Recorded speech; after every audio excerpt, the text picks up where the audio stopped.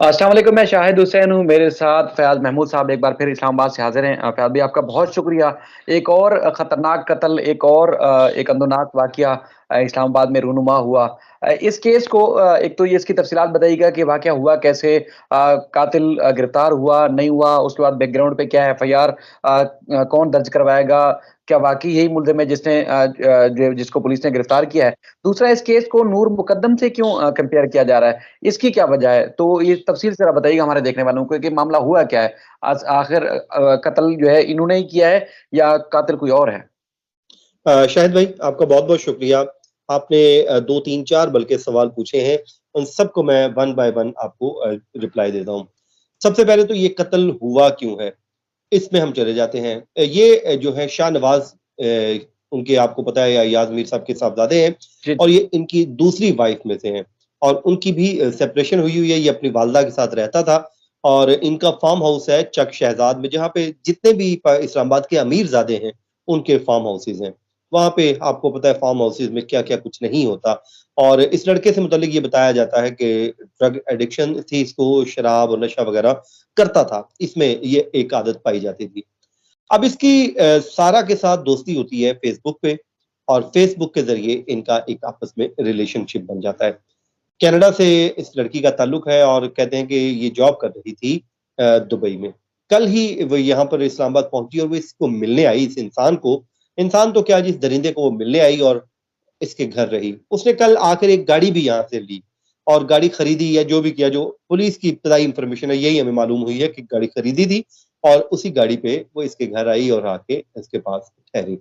अब उसमें हुआ ये कि इनका आपस में ज़ाहिर है झगड़ा हुआ, फिर उसके बाद इसने जब उसको एक्सरसाइज़ क्योंकि ये घर पे ही करता है, इसने वो वेट रखा हुआ है जिसको डंबल हम कहते हैं, तो वो इसने घर पे रखे हुए थे, उसके वो इसने सर पे दे मारा। लड़की की जानिब से भी आगे से मुज़ाहमत होती है और मुज़ाहमत ये होती है कि उसने मुज़ाहमत की, अपनी जान बचाने की कोशिश की, तो इस लड़के का हाथ भी ज़ख्मी है, ये जो पुलिस हमें बताती है। उसके बाद इस लड़के की वालदा क्योंकि घर पर ही थी और जब ये मार-कुटाई हुई सारी तकरीबन रात साढ़े 12 बजे का ये वाक़या है और ये मार-कुटाई होती रही और उसके बाद जब इसने उसको ज़ख्मी कर दिया, एक तो इसने उसके सर पे मारा, फिर उसके चेस्ट पे जाके मारी इसने। जब हिट किया तो ज़ाहिर है उसके रिब्स को भी नुकसान पहुँचा होगा, तो लड़की जो है शदीद ज़ख्मी हुई और वो कहते हैं कि बेहोश हो गई। उसके बाद लड़की को उठा के इसने बाथ टब में डाल दिया और ऊपर से पानी चला दिया। अब लड़की शायद बच जाती लेकिन ज़ाहिर है जब इसने ये हरकत की तो उसके बाद वो ख़त्म हो गई गेम और सुबह जब इसकी वालदा को बकौल इनके जो इन्वेस्टिगेशन हो रही है, ज़ाहिर है अभी तक ये डॉक्यूमेंटेड खबर ये बात नहीं है लेकिन जो हमें बताई जा रही है पुलिस सोर्सेज़ की जानिब से कि जब ये सुबह इसकी वालदा ने देखा कि ये कत्ल हुआ है और हमारे घर पे हो गया तो उसने पुलिस को कॉल कर दी। जब पुलिस पहुँचती है तो देखती है कि ये जो लड़का है वो जो ब्लड है उसको धो रहा होता है वाइपर के साथ, साफ कर रहा होता है। तो एक किस्म का ये बड़ा घिनौना किस्म का खेल खेला गया गुज़िश्ता रात इस्लामाबाद में, तो यही वजह है कि इसको इसलिए रिलेट किया जा रहा है नूर मुक़द्दम केस के साथ कि वो भी इसी तरह एक बच्ची लड़की थी उसको जिस तरह कत्ल किया जा रहा था, वो अपनी जान बचाने के लिए ज़ाहिर है वो वहाँ से भाग रही थी, वो कभी जंप कर रही थी और वो निकलने की कोशिश कर रही थी लेकिन उसका रास्ता बार-बार रोका गया, हत्ता कि वो मौत की नींद सो गई। तो इस वजह से भी इसको रिलेट किया जा रहा है कि ये दोनों अमीरज़ादे हैं। ज़ाहिर जाफ़र भी एलीट क्लास से ताल्लुक रखता है और ये जो शख्स है, ये भी एलीट क्लास से ताल्लुक रखता है और इनमें जो दरिंदगी पाई जा रही है, ये वाक़ई हैरानकुन है कि अमीर जो लोग हैं वो इस तरह के लड़कियों को अपने घरों में बुला के कत्ल करना शुरू कर देंगे। क्या इनको किसी ने लाइसेंस दे दिया है कि किसी को बुलाओ और उसको कत्ल कर दो? तो इस वजह से भी इस केस को उसके साथ रिलेट किया जा रहा है। अब आ जाएँ क्योंकि ये रात का वक़ूआ है, सुबह 9 बजे पुलिस पहुँचती है, जिसके बाद एक थरथल्ली मच जाती है इस्लामाबाद में कि यार ये कैपिटल में क्या हो रहा है? इस्लामाबाद वो शहर है, जिस पे पाकिस्तान भर की मशीनरी यहाँ पर मौजूद है, तमाम इंटेलिजेंस इदारे मौजूद हैं, जितनी भी पुलिस को ये कहा जाता है मिसाली पुलिस है, यहाँ पे उनके पास इक्विपमेंट है, इनके पास यहाँ पे टेक्नोलॉजी है, सेफ सिटी है और न जाने कौन-कौन से यहाँ पे इनको फैसिलिटेशन नहीं है इदारों के पास। लेकिन जब फिर इस तरह का वाक़या आता है तो ज़ाहिर है मशीनरी हिलती है, हुकूमत हिलती है, तो आज भी ऐसा ही हुआ। जब नूर मुक़द्दम का केस हुआ था तब भी ऐसा ही हुआ था कि तब तो मुझे याद है कि इमरान खान साहब की गवर्नमेंट थी और जो वज़ीर दाखिला थे इनको एक दफ़ा थरथली मच गई थी कि यार ये रेड ज़ोन के बिल्कुल करीब कैसे इतना बड़ा सर तन से जुदा कर दिया गया, ये तो तालिबान वाला काम कर दिया गया। तो अब जी, भी जी। यही वजह है कि उस इलाके में सारे जो है अमीर बसते हैं, वो अमीरों की बस्ती है, वो अमीरों का इलाका है और वहाँ पे ये खौफनाक वाक़या हुआ, तो इसको अगर रोका ना गया तो ये तो खुदा ना ख़ास्ता ये गेम रुकने वाली नहीं है। उसके बाद ज़ाहिर है इसमें अय्याज़ अमीर साहब का क्या कसूर है? वो तो जब पहुँचे, उनके होश उड़े हुए थे, वो परेशान थे, उन्होंने आके यही कहा कि अल्लाह ताला ऐसा वक़्त किसी पे ना लाए, किसी के साथ ऐसा ना आए, ऐसा वाक़या ना हो। ज़ाहिर है एक तो उनके बेटे से ये घिनौना खेल हुआ, ऊपर से अब उनकी किरदार कुशी भी की जा रही है। ठीक है, वालिदैन की कुछ ज़िम्मेदारियाँ होती हैं, जब बच्चा बचपन में इस तरह के एडिक्शन की तरफ बढ़ रहा होता है, तो उसको रोकें। ये रोकना वालिदैन की ज़िम्मेदारी है, उस पे सख्ती करें, प्यार करें, समझाएँ, जैसे भी करें, वरना एक दिन ज़ाहिर जाफ़र की तरह वो माँ और बाप को हथकड़ियाँ लगवा देते हैं। आज अय्याज़ अमीर साहब तो बच गए, लेकिन अभी जो वालिदा है, जो अंदर थी, ये गेम तो उन तक जाएगी। अभी तो वो खुद को विटनेस कह रही हैं, वो विटनेस है, लेकिन माँ मुझे बताए कैसे बयान देगी कि मेरे बेटे ने कत्ल किया है? वो तो मुनहरिफ हो जाएँगी। तो अगर उनको मुल्ज़िमा नहीं बनाया जाता या कोई और मामला होता है, ये तो बड़ा संगीन मसला है। उसके बाद अब एक और इश्यू है, आपको पता है ये रात का मुकदमा हुआ हुआ है।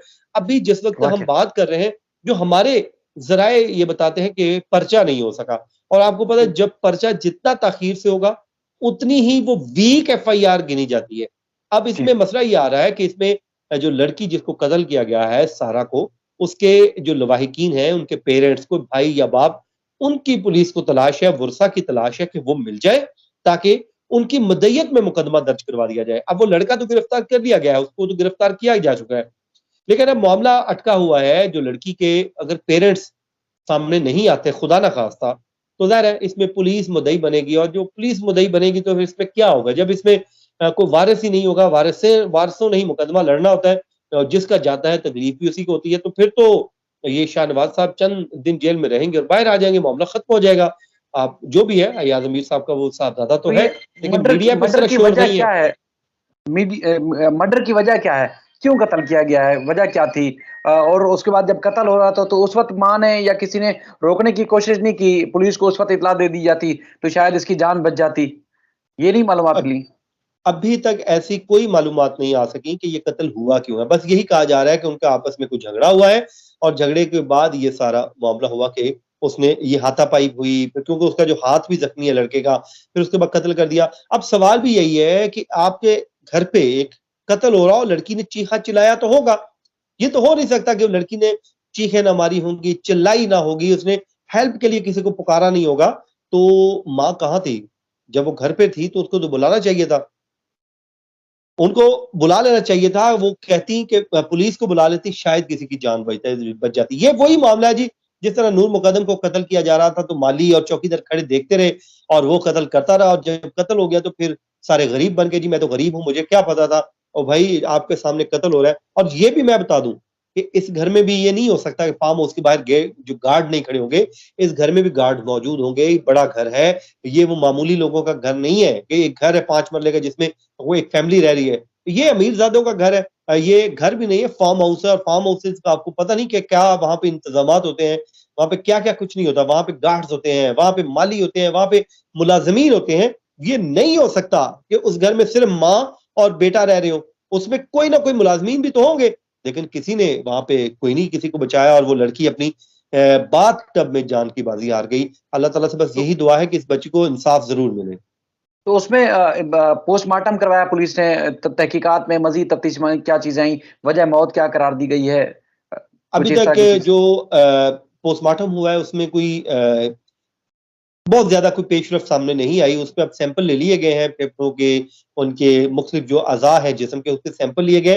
पुलिस ने फैसला किया कि इनको ट्रांज़िट करवाया जाएगा ताकि एक हतमी नतीजे तक पहुँचे। बज़ाहिर पुलिस का ये कहना है कि जो सर पे डंबल मारा गया है, चेस्ट पे मारे गए हैं और जिसके बाद मैंने जो तस्वीर देखी है उसपे जो तस्वीर पे जो हाथ है, वो यूँ मुड़ा हुआ है उस लड़की का, उसपे निशान भी है तशद्दुद के। बज़ाहिर ये लगता है कि तशद्दुद भी हुआ है, लेकिन ज़ाहिर है अभी मैं हैरान हूँ कि इस केस पे पुलिस की जानिब से भी वो वाली इन्फॉर्मेशन सामने नहीं आ रही जिस तरह आम तौर पे केसेस में पुलिस करती है।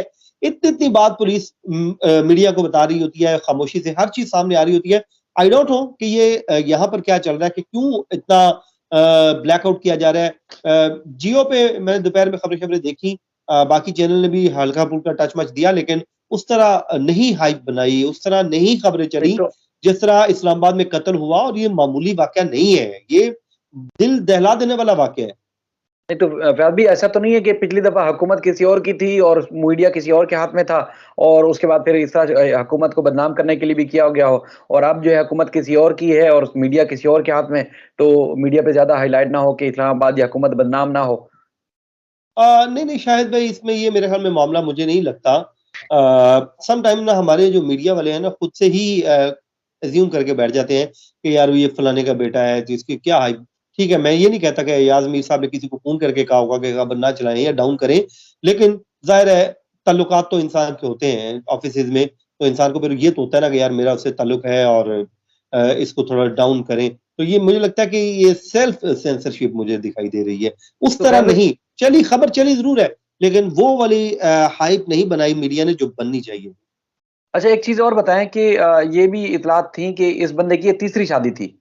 तो क्या वजह थी कि क्या पहली वाली जो बीवी थी, दूसरी थी, वो भी कम तरीन मुद्दत जो है वो उसके साथ रहीं और ये तीसरी भी अगर शादी भी थी तो फिर इतनी जल्दी उसका कत्ल कर दिया इस बंदे ने। क्या कोई ज़हनी मरीज़ था? ऐसे क्या ही मसला है?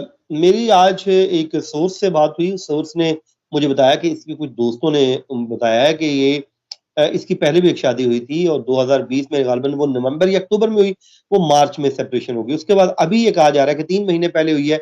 अभी शायद भी इसमें कुछ चीज़ें खुल के सामने अभी आनी हैं।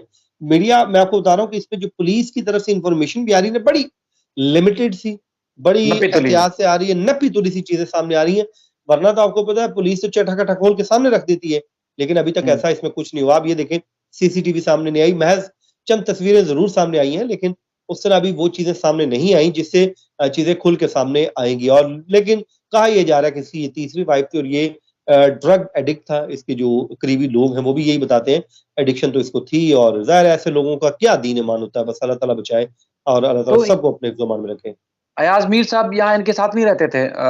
जैसे आप कह रहे थे कि सेपरेशन हो गई थी इनकी भी तो वो भी क्या इनके साथ नहीं रहते थे यहाँ पे, जहाँ नहीं, वारदात हुई है? अय्याज़ अय्याज़ अमीर साहब इनके साथ नहीं रहते थे, बल्कि जैसे ही उन्होंने सुना तो वो पहुँचे ज़रूर वहाँ पे और वो बड़े हवा-से-बाख्ता थे, उनका होश उड़ा हुआ था, परेशान थे और उन्होंने आके हमसे जब यहाँ पे मौजूद मीडिया से यही बात की, उन्होंने कहा कि मैं क्या कह सकता हूँ, बस मैं यही कहूँगा कि अल्लाह ताला ऐसा वक़्त किसी पे ना लाए और वो वाक़ई वो बहुत परेशान थे इस वाक़ये को लेके। चलें ख़ैर भई अल्लाह करे इसके साथ भी इंसाफ़ हो लेकिन ये है कि आमीन। एक बड़े शहर में इस तरह की वारदात होना और पूरी दुनिया में आपको पता है जब ये चीज़ रिपोर्ट होती है, तो फिर हमारे जो ख़ास तौर पे कैपिटल है उसका क्या इज़्ज़त अफ़ज़ाई होगी और ऐसे अमीरज़ादे या बिगड़े लोगों की वजह से किस तरह कौम की बदनामी होती है। आप खुद अंदाज़ा लगा सकते हैं कि वो एक पाकिस्तान से बाहर रहता है वो ख़ानदान, कनाडा में 2 भाई हैं उसके, फ़ैमिली कहीं और रहती है, जॉब कहीं और करती थी और कत्ल कहीं और हुआ है तो ज़ाहिर है एक बड़ी बदनामी का ये सबब बन रहा है। तो आपका बहुत शुक्रिया आपने कीमती वक़्त दिया इंशाल्लाह इस सिलसिले में जो भी अपडेट्स होंगी आपसे भी लेते रहेंगे वैसे अपने इंशाअल्लाह। व्यूअर्स तक भी अपडेट पहुँचाते रहेंगे। अल्लाह हाफ़िज़।